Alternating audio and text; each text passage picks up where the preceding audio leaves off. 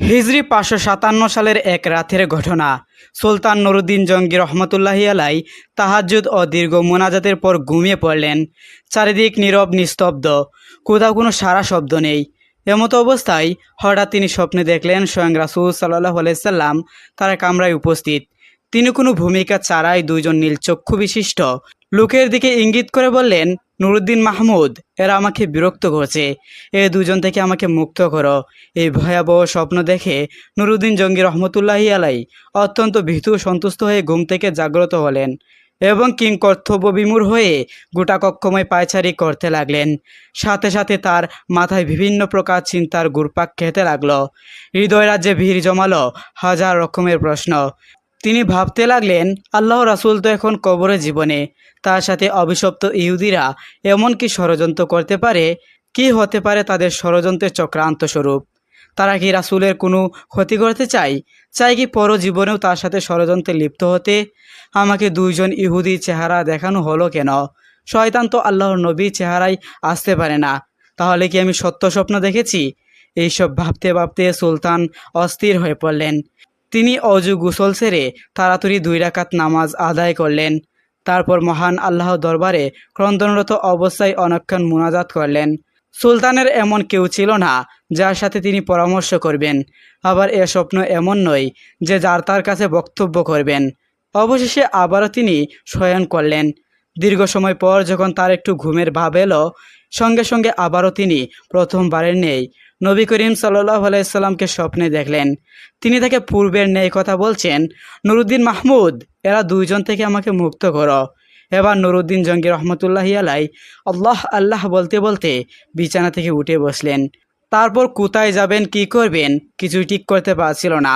দ্রুত অজু গোসল ছেড়ে মুসল্লায় দাঁড়িয়ে অত্যাধিক ভীত সন্ত্রস্ত অবস্থায় 2 রাকাত নামাজ আদায় করলেন এবং দীর্ঘ সময় সিক্ত নয়নে দোয়া করলেন। রাতের অনেক অংশ এখনো বাকি। সমগ্র পৃথিবী যেন কি এক বিপদের সম্মুখীন হচ্ছে। নিঝুম রাত হয়ে আছে। কি এক মহাবিপর্যয় যেন পৃথিবীর বুকে সংগঠিত হতে যাচ্ছে। কঠিন বিপদের ঘনঘটা যেন চতুর্দিকে ছড়িয়ে পড়েছে। তিনি মুখ তুলে আকাশের পানে তাকালেন।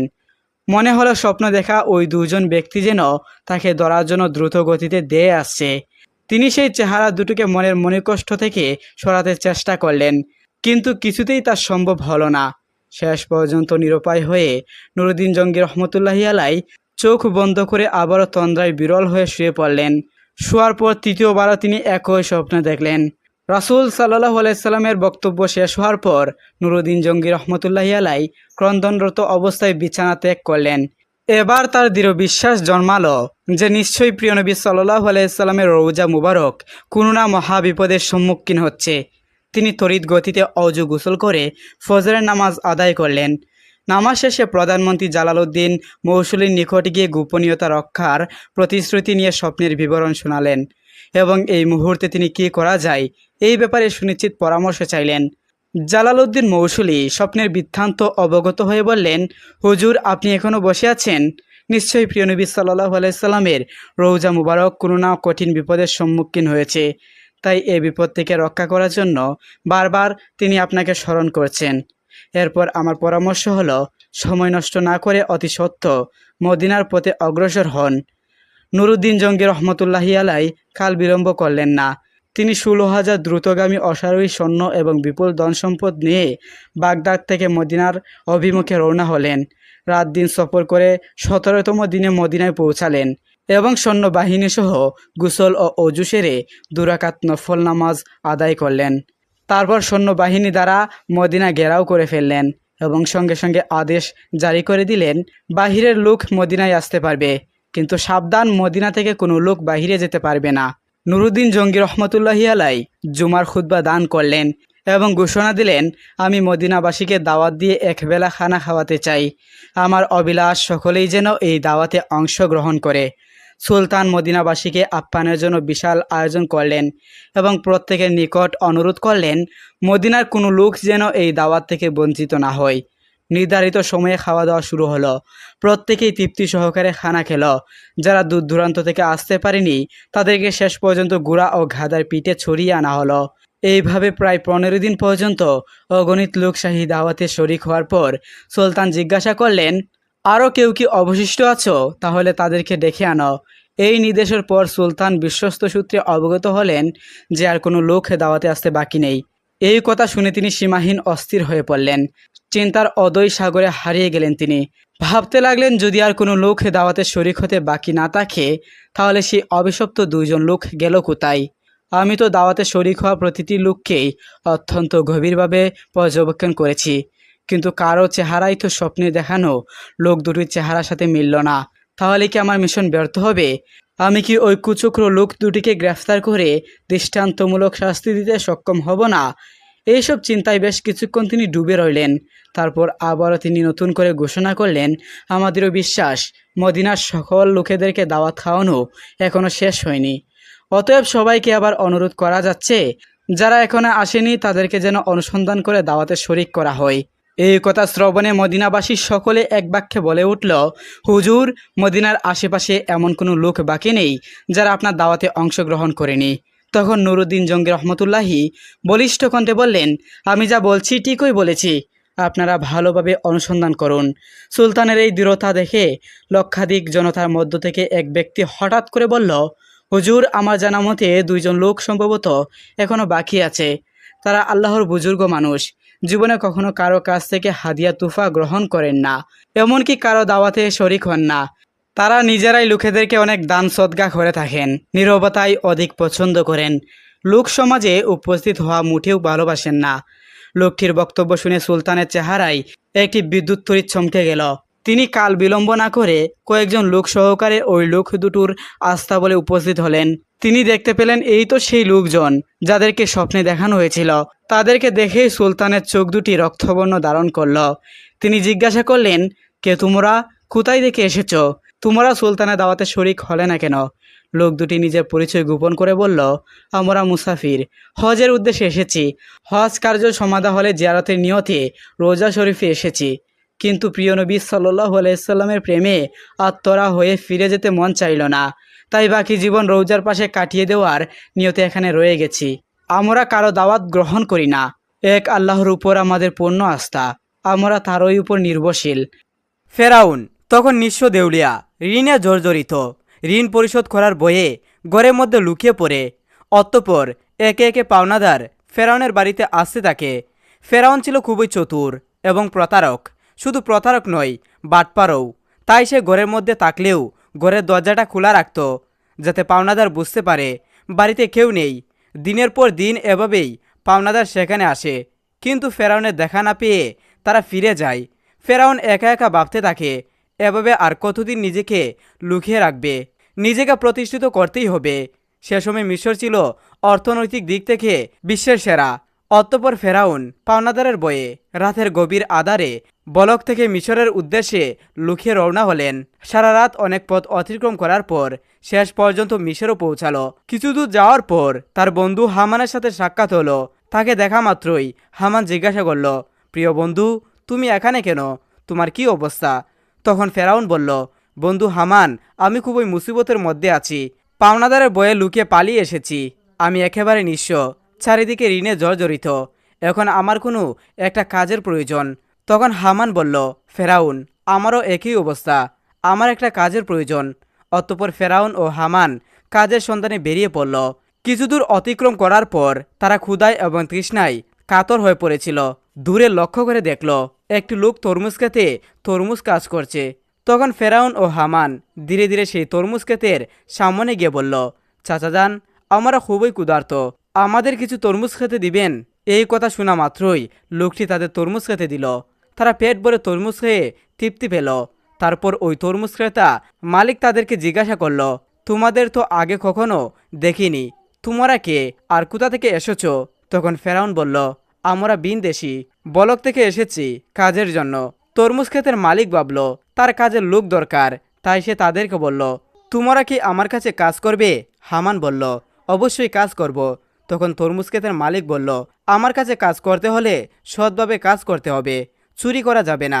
ফেরাউন ছিল প্রতারক, তাই সে চালাকি করে বলল, আমি জীবনে কখনো মিথ্যা কথা বলিনি, আর চুরি তো দূরের কথা। এইভাবে বিভিন্ন চালাকির পন্থায় অবলম্বন করে ফেরাউন ও তার বন্ধু হামান তরমুজ ক্ষেতের মালিকের মন জয় করে কাজে নিযুক্ত হলো। পরের দিন থেকে ফেরাউন ও হামান তরমুজ নিয়ে বাজারে যায়। বাজার থেকে তরমুজগুলো বেশি দামে বিক্রি করে মালিকের কাছে বেশি লাভ দেখায়। এভাবে আরও বেশি মালিকের মন জয় করে নেয়। বেশ কিছুদিন অতিবাহিত হয়ে গেলে একদিন ফেরাউন ওই ক্ষেতের মালিককে বলে, চাচা যান, আপনি তরমুজগুলো পিস হিসাবে আমাকে বিক্রি করুন, তাহলে আপনার আরও বেশি লাভ হবে। ক্ষেতের মালিক তার কথা রাজি হয়ে গেল। অতঃপর পরের দিন থেকে ফেরাউন তরমুজগুলো আবারও বাজারে বিক্রি করতে নিয়ে গেল। ফেরাউন তরমুজগুলো পিস হিসেবে বিক্রি করত, মাঝে মাঝে কিছু তরমুজও চুরি করত এবং বাজারে এসে তরমুজগুলো কেটে টুকরো টুকরো করে চড়া দামে বিক্রি করত। এভাবে চালাকি করে ফেরাউন অনেক টাকা উপার্জন করল। একদিন রাতে ফেরাউন তার বন্ধুকে বলল, হামান, এভাবে যদি আমরা শুধু তরমুজ বিক্রি করি তাহলে জীবনে কিছুই করতে পারবো না, আমাদের অন্য কিছু করতে হবে। সেই সময় ঘটে যায় এক চমৎকার ঘটনা। মিশরের বাদশাহ তার সেনাবাহিনীর দ্বারা দেশের মধ্যে একটি বিজ্ঞপ্তি জারি করে। সেনাবাহিনীরা বিভিন্ন জায়গায় গিয়ে বলে, এত দ্বারা জানানো হচ্ছে যে মিশরের কবরস্থানে একটি দারোয়ান প্রয়োজন। যদি কোনো ব্যক্তি এই চাকরি করতে ইচ্ছুক হয় তাহলে সে যেন অতি সত্বর মিশরের বাদশার দরবারে যোগাযোগ করে। এই কথা বলে সেনাবাহিনীরা সেখান থেকে চলে গেল। এই সমস্ত কথা প্রত্যক্ষ পরোক্ষভাবে শ্রবণ করার পর ফেরাউন তার বন্ধুকে বলল, হামান, চলো আমরা বাদশাহের দরবারে যাই। হামান বলল, আমার মনে হয় এটা সম্ভব হবে না। তখন ফেরাউন বলল, এই কাজ হাতছাড়া করা যাবে না, চলো আমরা একবার চেষ্টা করি। অতঃপর ফেরাউন ও হামান দেরি না করে সাথে সাথেই মিশরের রাজদরবারে হাজির হলো। মিশরের বাদশাহ তাদেরকে জিজ্ঞাসা করল, তোমরা কে আর কি চাও? তখন ফেরাউন করজোড়ে অনুরোধ করে বলল, আমি মুসাফির, বিন দেশ থেকে এসেছি, আমি খুবই অভাবী। আমি শুনেছি আপনি কবরস্থানের দারোয়ান নিযুক্ত করবেন, তাই দয়া করে আমাকে যদি এই চাকরিটা দিতেন আপনার কাছে চিরকৃতজ্ঞ থাকতাম। মিশরের বাদশাহ ফেরাউনকে দেখে মনে মনে ভাবল, তার তো শরীর স্বাস্থ্য ভালো, চেহারাও ভালো, মনে হয় সে পারবে। এইভাবে ফেরাউনকে কবরস্থানের দারোয়ানের চাকরিতে নিযুক্ত করল। পরের দিন থেকে ফেরাউন মিশরের কবরস্থানের দারোয়ানের চাকরিতে নিযুক্ত হলো। দিনরাত ফেরাউন কবরস্থানের সামনে দাঁড়িয়ে থাকে, আর পাশে একটি ছোট্ট ঘরে তার বন্ধু হামান ও ফেরাউন একসাথে বসবাস করে। একদিন রাতে কয়েকজন লোক একটি মৃত লাশকে দাফন করতে আসলো, কিন্তু ফেরাউন তাদেরকে বাধা দিল, কবরস্থানে ঢুকতে দিল না। তখন তারা বলল, কি ব্যাপার, আপনি লাশ দাফন করতে বাধা দিচ্ছেন কেন? আসলে ফেরাউন ছিল প্রতারক এবং বাটপার, তাই সে চালাকি করে বলল, আপনারা কি শুনেননি মিশরের বাদশাহ নতুন আইন করেছে, মৃত লাশকে দাফন করতে হলে 1 স্বর্ণমুদ্রা দিতে হবে। এই লোকগুলো ফেরাউনের কথা বিশ্বাস করে নেই এবং তাকে 1 মুদ্রা দিয়ে লাশ দাফন করে। এভাবে প্রচার হয়ে যায় যে একটি লাশ দাফন করতে হলে 1 স্বর্ণমুদ্রা দিতে হবে। এভাবে ফেরাউন প্রতারণা করে অনেক টাকা উপার্জন করে। সে সময় ঘটে যায় আজব এক ঘটনা। মিশরে সে সময় আল্লাহর গজব শুরু হয়। চারিদিকে কলেরা বসন্ত রোগে প্রচুর মানুষ মারা যেতে থাকে। অতঃপর কিছু লোক মৃত লাশকে দাফন করার জন্য কবরস্থানে আসলো। তখন ফেরাউন আরও চালাকি করে বলল, মিশরের বাদশাহ নতুন আইন করেছে, যদি কোনো ব্যক্তি কলেরা বসন্ত থেকে মারা যায় তাহলে 2 স্বর্ণমুদ্রা দিয়ে তবেই তাকে এই কবরস্থানে দাফন করতে পারবে। ফেরাউন প্রতারণা করে সবার কাছ থেকে স্বর্ণমুদ্রা নিয়ে অনেক টাকা উপার্জন করলো। এভাবে সেই বছর অতিবাহিত হয়ে গেল। এরপর ফেরাউন তার বন্ধুকে বলল, হামান, এই দেখো 2 বস্তা টাকা উপার্জন করেছি, কিন্তু এগুলো আমরা মিশরের বাদশার নিকট নিয়ে যাব। এই কথা শুনে হামান যেন চমকে গেল। সে বলল, ফেরাউন, তোমার কি মাথা খারাপ হয়ে গিয়েছে? যে টাকার জন্য এত কষ্ট করলে, সবার থেকে প্রতারণা করলে, আর শেষ পর্যন্ত কিনা এই টাকাগুলো বাদশাকে দিয়ে দিবে? ফেরাউন বলল, হামান, ধৈর্য ধরো, আমার বুদ্ধির ক্রমাগত প্রকাশ পাবে। অতঃপর সে দেরি না করে পরের দিন ফেরাউন ও হামান 2 বস্তা স্বর্ণমুদ্রা নিয়ে মিশরের বাদশার দরবারে হাজির হলো। মিশরের বাদশাহ তাদেরকে জিজ্ঞাসা করলো, কি ব্যাপার, তুমি বস্তা নিয়ে রাজদরবারে এসেছো কেন? তখন ফেরাউন বলল, জাহাপানা, আমি 2 বস্তা স্বর্ণমুদ্রা নিয়ে এসেছি। এই কথা শুনে বাদশার মন্ত্রী তাদেরকে ধমক দিয়ে বলল, তোমার সাহস দেখে আমি আশ্চর্য হয়ে যাচ্ছি যে তুমি মিশরের বাদশার সামনে দাঁড়িয়ে টাকার বড়াই দেখাচ্ছ। তখন ফেরাউনের বাদশাহ বলল, এত স্বর্ণমুদ্রা তুমি কোথায় থেকে পেলে, আর এটা নিয়ে এসেছে কেন? তখন ফেরাউন বলল, জাহাপানা, যারা মৃত লাশকে দাফন করতে আসতো তাদের কাছ থেকে আমি 1 স্বর্ণমুদ্রা নিতাম। এছাড়া এতে আমার বেতনের টাকা আছে। আমার মূল উদ্দেশ্য হলো মিশরে গত 2 বছরে যে সকল গরিব মানুষ খাজনা দিতে পারেনি তাদের পক্ষ থেকে আমি স্বর্ণের মুদ্রাগুলো আপনাকে দিলাম, আপনি তাদের খাজনা মাফ করে দিন। এমন কথা শুনে সেখানে থাকা সমস্ত লোকজন আশ্চর্য হয়ে গেল। মিশরের বাদশাহ তার এই কর্মকাণ্ড দেখে আকর্ষিত হলো এবং তার প্রতি বিশেষ দৃষ্টি আকর্ষণ করল। পরের দিন থেকে সারা মিশরে প্রচার হয়ে গেল যে একজন কবরস্থানের দারোয়ান মিশরের গরিব মানুষের 2 বছরের খাজনা মিটিয়ে দিয়েছে।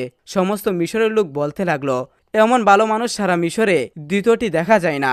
এই ব্যক্তি কবরস্থানের দারোয়ান না হয়ে যদি আমাদের দেশের বাদশাহ হতো তাহলে কতই না সুখী হতাম। এভাবেই প্রথমে মিশরের বাদশাহ, তারপর মিশরের মানুষের মন জয় করে নিল। অতঃপর কয়েকদিন অতিবাহিত হয়ে গেল। একদিন মিশরের বাদশাহ বার্ধক্যজনিত ইন্তেকাল করলেন।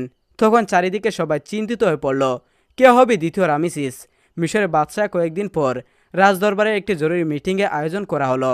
সেখানে থাকা বিশিষ্ট জ্ঞানী ব্যক্তিদের মধ্য থেকে একজন বলল, এইভাবে তো আর মিশরের বাদশার আসন খালি রাখা যাবে না। কে হবে মিশরের বাদশাহ? আপনারা সবাই আলোচনা করে বলুন। তখন সেখানে থাকা একজন বলল, হুজুর, আমাদের মনে হয় যে ছেলেটি কবরস্থানের দারোয়ান অর্থাৎ ফেরাউন, তার যেমন স্বাস্থ্য তেমন প্রকার, তাছাড়া সে তো খুবই ভালো, জনগণের কথাও ভাবে, আমাদের মনে হয় তাকে বাদশা করা উচিত। তখন সেই বিশিষ্ট জ্ঞানী ব্যক্তিটি বলল, ঠিক আছে, তবে তাই হোক। সবার অনুমতিতে ফেরাউন হলো মিশরের বাদশা। যে লোকটি এতদিন তরমুজ বিক্রি করত, কবরস্থানের দারোয়ান ছিল, ভাগ্যের পরিবর্তনে আজ সে সমগ্র মিশরের বাদশা। আসলে ফেরাউন যে কত নিকৃষ্ট মানুষ ছিল তা কারো জানা ছিল না। এদিকে ফেরাউন মিশরের বাদশা হবার পরে আবার বিভিন্ন চালাকি ও প্রতারণা করে তার বন্ধু হামানকে মন্ত্রী বানিয়ে দেয়। একদিন ফেরাউন রাজদরবারে বসেছিল। তিনি হঠাৎ করে ঘোষণা করলেন, সমগ্র